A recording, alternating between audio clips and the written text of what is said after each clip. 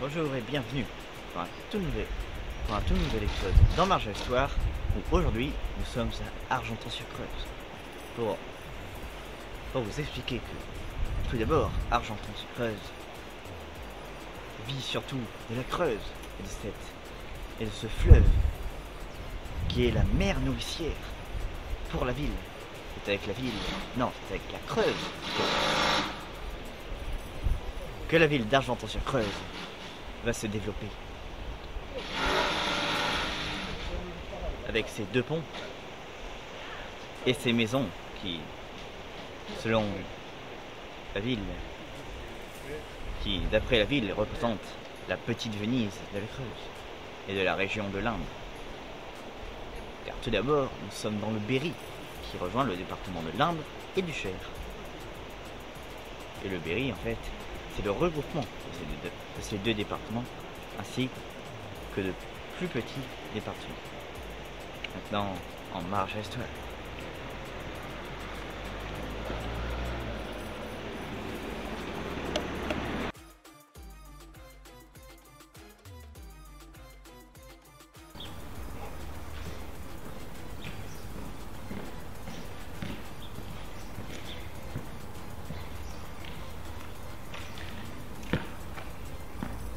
Qu'est-ce qu'Argenton-sur-Creuse à l'Antiquité? Argenton-sur-Creuse à l'Antiquité, eh bien, c'est pas grand-chose à l'emplacement actuel, à l'emplacement de la ville médiévale, et ainsi aussi de la ville habituelle du centre-ville d'Argenton-sur-Creuse. Mais maintenant, en fait, à l'Antiquité, Argenton-sur-Creuse était plutôt située du côté d'Argentomégus, qui était la ville antique, la ville gallo-romaine d'Argenton-sur-Creuse.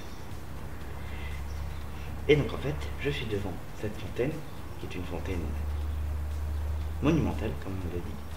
Et en fait, cette fontaine a été créée par un riche négociant de la ville antique d'Argentomégus, qui en fait construire le forum, et ainsi aussi une grande partie de la ville. C'était un haut négociant, un haut marchand. Et donc en fait, cette fontaine, il venait souvent se prélasser, comme tout Romain. Les Romains vénéraient un culte pour l'eau. Et maintenant, on marche à l'histoire.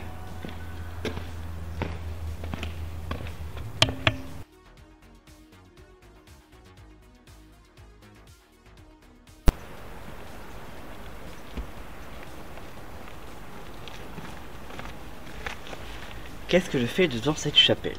Cette chapelle qui est la chapelle de la Bonne Dame était en fait la chapelle du château, qui était d'abord une châtellenie, dirigée par un petit seigneur, puis par un comté, donc un comte.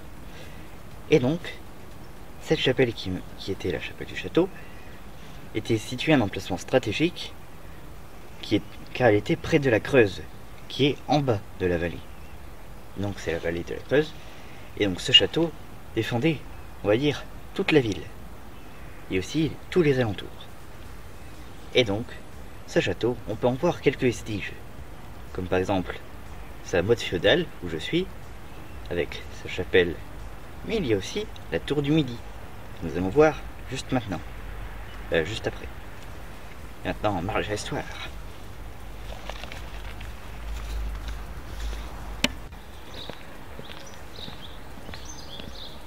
Et donc, voici les derniers vestiges du château, de la châtellenie, et après du comté, du château comtal, des seigneurs d'Argenton, au Moyen-Âge.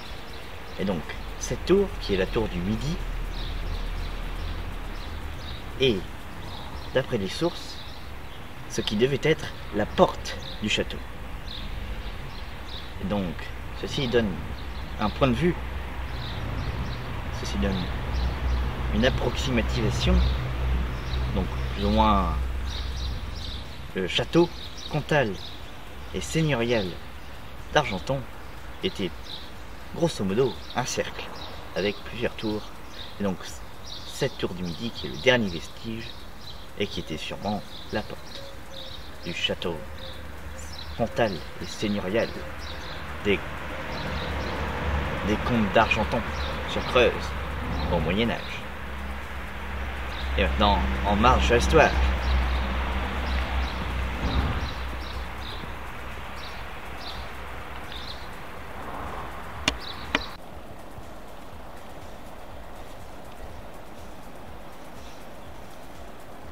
Et là, vous vous demandez sûrement, qu'est-ce que je fais ici, sur l'autre rive? C'est tout simplement pour vous expliquer que l'autre rive, la rive du côté de l'église, en fait, du coup, était très longtemps un quartier marchand. Donc, avec des moulins, comme par exemple derrière le pont, qui est justement le pont le plus vieux de la ville, même s'il ne date pas du Moyen-Âge. Et donc en fait, la particularité de cette ville d'Argenton-sur-Creuse, c'est ces maisons qui bordent la rivière, la Creuse, mais non, le fleuve, la Creuse. Et donc du coup, ces maisons colorées lui donnent un aspect un peu de petite Venise, comme on dit. Et donc en fait, ces maisons représentaient aussi un peu le quartier plus ou moins bourgeois de la ville, même si ici, de ce côté de la rive, il y avait aussi quelques bourgeois, mais en moins grand nombre, vu que le seigneur, qui était sur la colline de la chapelle de la Bonne Dame, surveillait les alentours, et restait toujours le chef de la ville, même si les bourgeois commençaient à s'émanciper de la ville.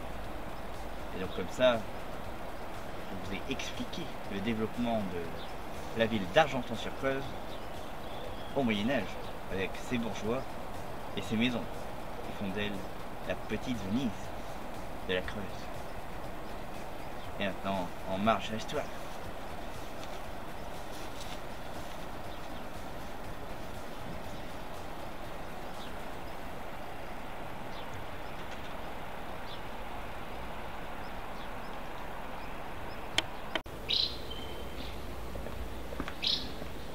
Qu'est-ce que je fais ici, devant cette maison? Cette maison qui est une maison datant de la Renaissance, mais aussi du Moyen-Âge. Surtout du Moyen-Âge, car en fait, cette maison représente la maison d'un marchand bourgeois qui, on peut bien le voir, avec cette ouverture qui était en fait un présentoir pour montrer les différents produits qu'il vendait.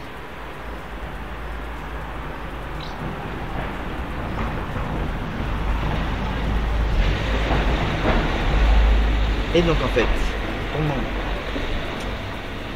pendant la Renaissance, ce qui me fait dire que c'est une maison aussi un peu de la Renaissance, c'est sa fenêtre en meneau ici, avec un style très Renaissance, et aussi qui vient bien du nord.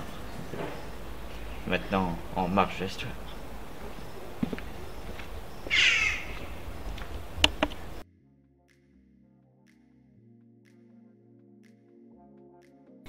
Qu'est-ce que j'ai fait à l'intérieur de l'église Saint-Sauveur? Je suis à l'intérieur de l'église Saint-Sauveur pour vous expliquer que, ici, Argenton-sur-Creuse, pendant la Renaissance, il y a eu les guerres de religion, mais surtout, la ville qui était très catholique a subi de plein fouet la vague d'attaques protestantes. Et du coup, pendant la guerre de religion, les combats ont fait rage à l'intérieur de la ville et partout dans toutes les campagnes. Mais surtout, après l'édit de Nantes, il y a eu une division, un partage de la ville entre catholiques et protestants. Mais surtout, après les guerres de religion ont continué à faire rage. Et donc du coup, rebelote, re-attaque et re-guerre. Donc du coup, la ville a été dévastée pendant un bon bout de temps. Et la population a forcément diminué. Et maintenant, on marche à l'histoire.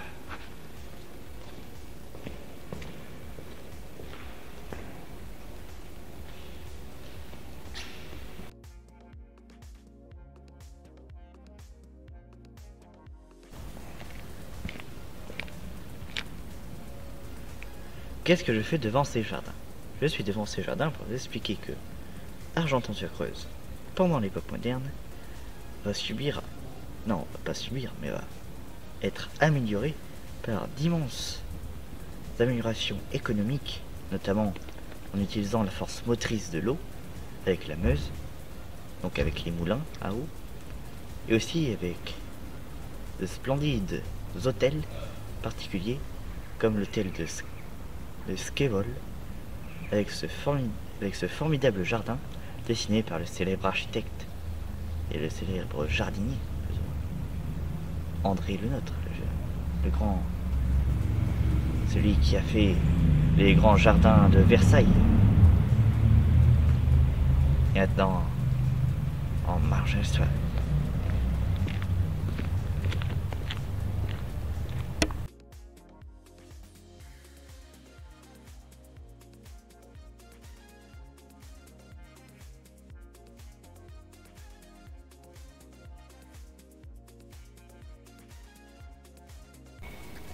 Pendant la Révolution française, la ville d'Argenton-sur-Creuse a quand même plus ou moins accepté les réformes révolutionnaires. Surtout le peuple a accepté, et les bourgeois.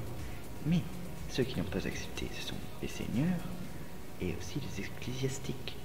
Et justement, du coup, le peuple et la bourgeoisie, donc de chers États, ils ont donc attaqué, non, ils ont donc pillé tous les symboles de l'église Saint-Sauveur ici à Argenton-sur-Creuse, pour plus ou moins, on va dire, enlever tous les symboles qui appartenaient à la seigneurie, donc à la châtellenie et au comté d'Argenton-sur-Creuse, et aussi au curé et à l'évêque, qui étaient bien présents dans la région d'Argenton-sur-Creuse et dans la région du Berry.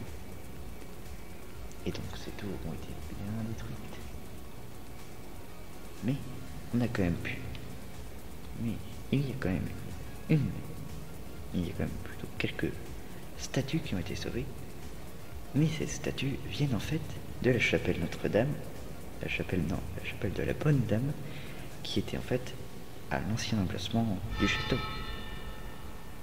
Et maintenant, en marche à l'histoire.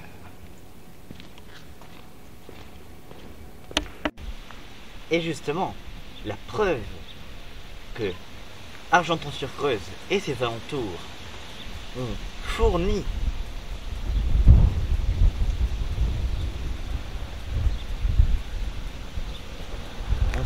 en conscrits l'armée républicaine et révolutionnaire de la France de l'époque.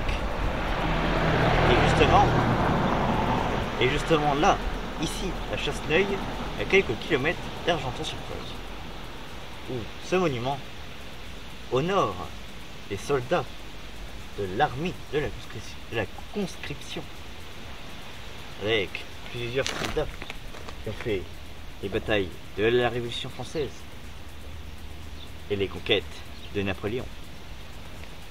Et maintenant, en marche à l'histoire.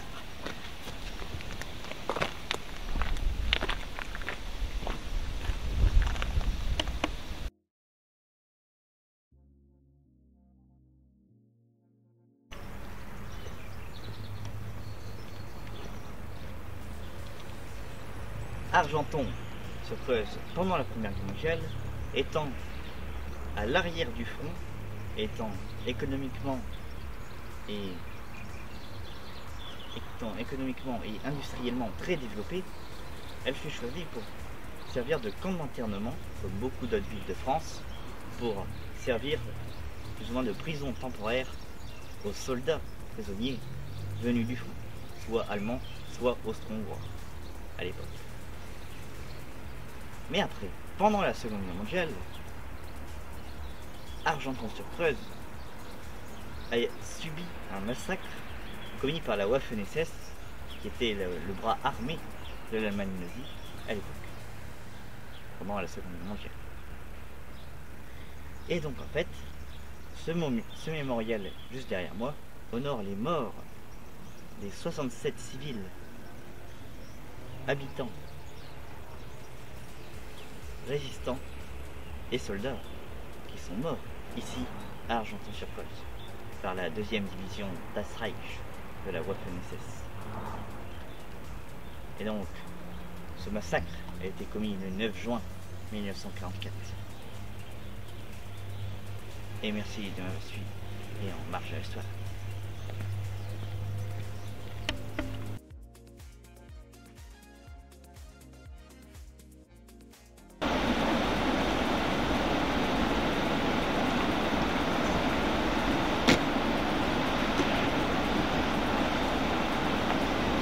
Et donc, merci de m'avoir suivi pour ce nouveau En marche d'histoire, une émission à Argenton-sur-Creuse. Et donc, derrière moi, il y a le moulin qui est sur la Creuse et qui permettait en fait de moudre le blé ou aussi le temps qui était en fait permettait de faire les tanneries et d'étirer le cuir. Et donc, ça, le moulin, très important à l'époque pour Argenton-sur-Creuse, au Moyen-Âge, et aussi encore après. Ce moulin, et d'autres encore, ont été très importants pour la ville jusqu'au XIXe siècle, pour montrer la richesse que la Creuse a apportée à Argenton-sur-Creuse. Maintenant, en marge à l'histoire et vers d'autres villes de France.